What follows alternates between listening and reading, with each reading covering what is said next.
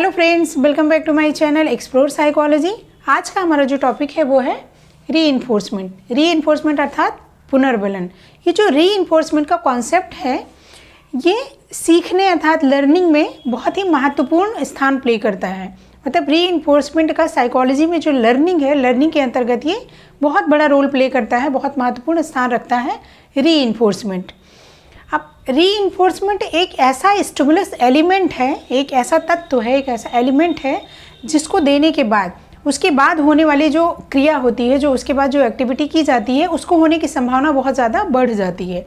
मतलब जब भी कोई व्यक्ति, कोई प्राणी या कोई सब्जेक्ट जिस पर एक्सपेरिमेंट किया जा रहा है, या जब भी वो कोई रिस्पॉन्स करता है, कोई अनुक्रिया करता है, उसके बाद अगर रीइंफोर्समेंट दिया जाता है तो उस क्रिया के होने की संभावना भविष्य में बहुत ज़्यादा बढ़ जाती है। उसे ही रीइंफोर्समेंट कहा जाता है।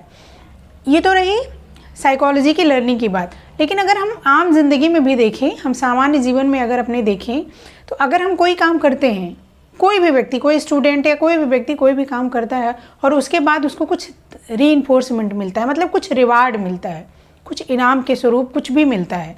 जैसे बहुत तेज़ भूख लगी है तो भोजन मिल जाए तो भोजन रीइंफोर्समेंट का काम करेगा, या हमें किसी चीज़ की नीड है और हमें वो मिल जाए तो वो हमारे लिए रीइंफोर्समेंट का काम करता है। कुछ करने के बाद हमें जो उसके बाद जो कुछ रिवार्ड मिलता है, रीइंफोर्समेंट मिलता है, उससे व्यक्ति की उस तरह की क्रिया को दोबारा भविष्य में करने की संभावना बहुत ज़्यादा बढ़ जाती है। जैसे कोई स्टूडेंट अगर बहुत अच्छा नंबर एग्ज़ाम में लेके आता है और उसके बाद उसको रिवार्ड मिल जाता है, तो वो आगे के लिए भी उसके दिमाग में ये चीज़ें सेट हो जाती हैं कि इस तरह की जो रिस्पॉन्सेज है, मतलब मुझे भविष्य में भी बहुत अच्छे से पढ़ाई करनी है जिससे मुझे दोबारा भी रिवार्ड मिलने के चांसेस हैं। तो ये होता है रीइंफोर्समेंट। अगर हम सामान्य जीवन में देखें तो, सामान्य भाषा से समझें तो लर्निंग में रीइंफोर्स का मतलब है कि कोई भी एक ऐसा एलिमेंट जिसको किसी क्रिया के बाद, किसी रिस्पॉन्स के बाद जब हम देते हैं तो उस क्रिया के भविष्य में होने की संभावना बहुत ज़्यादा बढ़ जाती है। अब ये रीइंफोर्समेंट जो होता है ये दो तरह का होता है, एक तो पॉजिटिव रीइंफोर्समेंट और दूसरा निगेटिव रीइंफोर्समेंट।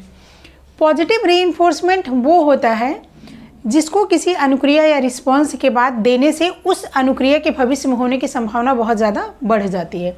जैसे हम एग्जाम्पल तौर के पर देखें तो जो स्किनर की थ्योरी हम पढ़ रहे थे, ऑपरेंट कंडीशनिंग।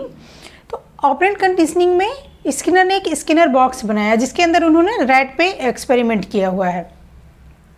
तो जो रैट है जो क्यूमुलेटिव बॉक्स के अंदर है जिसमें स्किनर ने एक्सपेरिमेंट किया हुआ है, तो वो जब लीवर को प्रेस करता है, जब वो लीवर को दबाता है, मतलब जो लीवर दबाया उसका वो क्या हुआ, उसने एक एक्टिविटी की, एक रिस्पॉन्स किया। लीवर को दबाया तो उसने एक रिस्पॉन्स किया, प्रतिक्रिया दी, और उसके बाद उसको जब रीइंफोर्समेंट मिलता है अर्थात उसको भोजन मिल जाता है। अगर वो लीवर को प्रेस करता है तो उसके बाद उसको भोजन मिल जाता है। तो वो जो भोजन मिलना हुआ वो यहाँ पे पॉजिटिव रीइंफोर्समेंट का काम करेगा स्किनर के एक्सपेरिमेंट के अंतर्गत।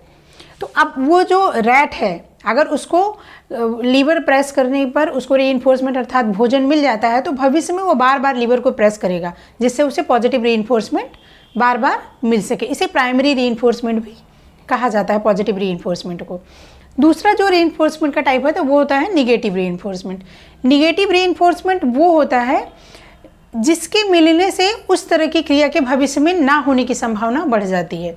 जैसे अगर हम स्किनर के एक्सपेरिमेंट को ही समझें तो जैसे लीवर, अगर रैट लीवर को प्रेस करता है और उसके बाद उसको करंट लग जाता है, अगर लीवर प्रेस करने के बाद करंट लग जाता है तो वो क्या करेगा, उससे वो बचने की कोशिश करेगा। मतलब भविष्य में उस तरह से वो लीवर प्रेस करने की नहीं कोशिश करेगा, उससे बचने की कोशिश करेगा।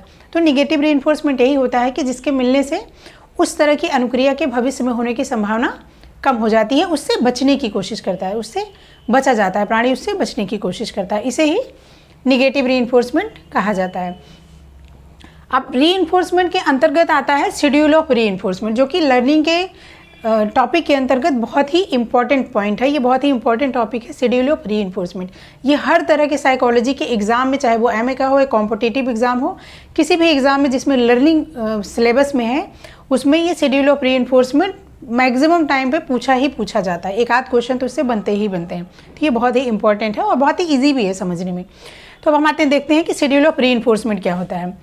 शेड्यूल ऑफ रीइंफोर्समेंट वो होता है कि जो रीइंफोर्समेंट किसी प्राणी को दिया जाता है किसी भी रिस्पॉन्स करने के बाद, वो किस तरीके से दिया जाएगा, उसका क्या शेड्यूल होगा, उसका तरीका क्या होगा। कि हर बार के रिस्पॉन्स पे दे दिया जाएगा, या रुक रुक के दिया जाएगा, या कुछ टाइम का ड्यूरेशन होगी कि इतनी ड्यूरेशन के बाद दिया जाएगा। इस तरीके का जो शेड्यूल होता है वही इसमें बताया गया है कि वो रीइंफोर्समेंट देने का शेड्यूल क्या होगा। ये है शेड्यूल ऑफ रीइंफोर्समेंट। इसमें दो तरह की चीज़ें बताई गई हैं, एक तो है कंटिन्यूस रीइंफोर्समेंट, दूसरा है पार्शियल रीइंफोर्समेंट। तो कंटिन्यूस मतलब सतत, जो लगातार दिया जाता है। कंटिन्यूस रीइंफोर्समेंट उस तरीके का होता है, कंटिन्यूस रीइंफोर्समेंट एक ऐसा पैटर्न होता है जिसमें प्राणी द्वारा की गई अनुक्रिया के पश्चात लगातार उसको रिवॉर्ड दिया जाता है, लगातार उसको रीइंफोर्समेंट दिया जाता है। मतलब वो अगर एक रिस्पॉन्स करता है तो उस पर वो उसको रीइंफोर्समेंट दे दिया जाता है, नेक्स्ट करता है तो नेक्स्ट में उसको रीइंफोर्समेंट दे दिया जाता है, मतलब उसको सतत रीइंफोर्समेंट दिया जाता है। उसकी हर अनुक्रिया के बाद, जब वो प्रत्येक अनुक्रिया करता है तो हर एक अनुक्रिया के बाद, हर एक रिस्पॉन्स के बाद उसको रीइंफोर्समेंट दिया जाता है। ये होता है कंटिन्यूस रीइंफोर्समेंट। लेकिन पार्शियल रीइंफोर्समेंट हो, पार्शियल का मतलब कि किसी बार देना और किसी बार ना देना, पार्ट टाइम, एक तरह से पार्ट में। तो जो पार्शियल रीइंफोर्समेंट होता है उसमें होता है कि किसी रिस्पॉन्स करने के बाद तो रीइंफोर्समेंट दिया जाता है, और किसी रिस्पॉन्स करने के बाद किसी रिस्पॉन्स के बाद रीइंफोर्समेंट नहीं दिया जाता है। तो इसी का शेड्यूल इसमें बताया गया है। तो कंटिन्यूस में तो सतत दिया जाता है, हर बार ही दिया जाता है, तो इसके कोई सब टाइप्स नहीं है। लेकिन पार्शियल रीइंफोर्समेंट जो है इसके सब टाइप बताए गए हैं। जो सबसे पहला सब टाइप है वो है रेशियो शेड्यूल। रेशियो शेड्यूल क्या होता है कि अनुपात की सूची होती है कि किस अनुपात में दिया जाएगा। अनुपात का मतलब है कि एक अनुक्रिया करने के बाद दिया जाएगा, या 2 करने के बाद दिया जाएगा, या 5 करने पे, या 8 करने पे, या 7 करने पे, मतलब किस रेशियो में दिया जाएगा, उसका अनुपात क्या होगा रीइंफोर्समेंट देने का। प्राणी द्वारा रिस्पॉन्स किए गए जितना भी वो रिस्पॉन्स कर रहा है उसके बाद उसको किस रेशियो में, किस अनुपात में रीइंफोर्समेंट दिया जाएगा, ये बताया जाता है रेशियो शेड्यूल में। अब इसके भी 2 सब टाइप बताए गए हैं, एक तो फिक्स्ड रेशियो शेड्यूल है और दूसरा वेरिएबल रेशियो शेड्यूल है।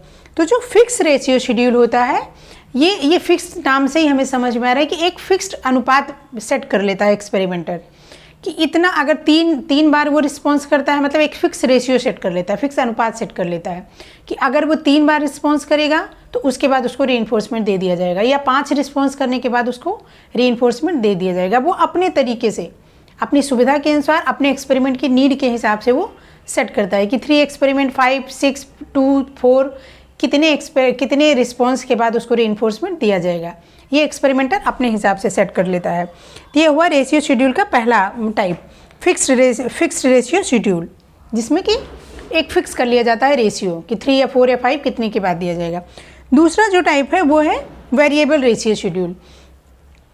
वेरिएबल रेशियो शेड्यूल में होता है कि उसका कुछ फिक्स नहीं होता है, कभी तो एक के बाद ही दे दिया जाता है, कभी एक रिस्पॉन्स करने पे भी उसको रीइंफोर्समेंट दे दिया जाता है, कभी 3 रिस्पॉन्स करने पे रीइंफोर्समेंट दिया जाता है, कभी 4 पे दिया जाता है, कभी 5 पे दिया जाता है, मतलब फिक्स नहीं होता है, किसी पे भी दिया जा सकता है। वो एक्सपेरिमेंटर के मूड के या उसकी अपनी परिस्थिति के हिसाब पे डिपेंड करता है कि वो कितने के बाद प्राणी को रीइंफोर्समेंट देगा, कितने रिस्पॉन्सेज के बाद रीइंफोर्समेंट देगा, ये उसके अपने ऊपर डिपेंड करता है। तो ये रहा रेशियो शेड्यूल के 2 टाइप, पहला है फिक्स्ड रेशियो शेड्यूल और दूसरा है वेरिएबल रेशियो शेड्यूल। अब पार्शियल रीइंफोर्समेंट के अंतर्गत जो दूसरा टाइप बताया गया, पहला तो है रेशियो शेड्यूल और दूसरा जो बताया गया वो है इंटरवल शेड्यूल, जिसे इंटरमिटेंट शेड्यूल भी कहा जाता है। इसके अंतर्गत भी 2 सब टाइप बताए गए हैं, पहला है फिक्स्ड इंटरवल शेड्यूल और दूसरा है variable interval schedule.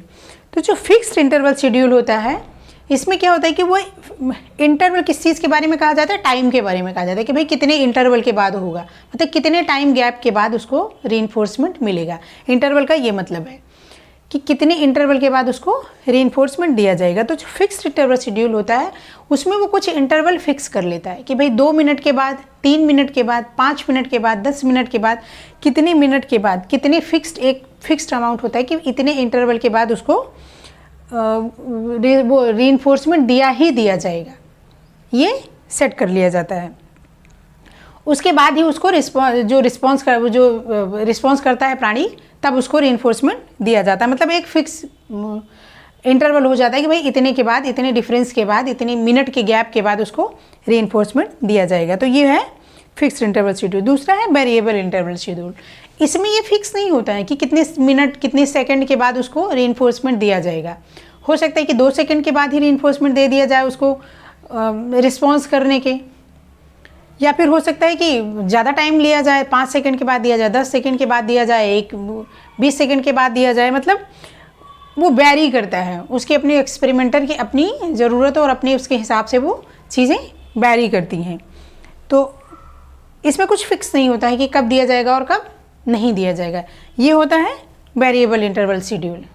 Interval schedule के अंतर्गत एक और बात बताई गई है कि जो फिक्स्ड इंटरवल शेड्यूल होता है इसमें ये पहले से डिसाइड कर लिया जाता है कि सपोज फॉर एग्जांपल कि 3 मिनट के बाद प्राणी के रिस्पॉन्स करने के 3 मिनट के बाद ही उसे रीइंफोर्समेंट दिया जाएगा। तो अब 3 मिनट का जो टाइमिंग है वो फिक्स कर लिया गया है।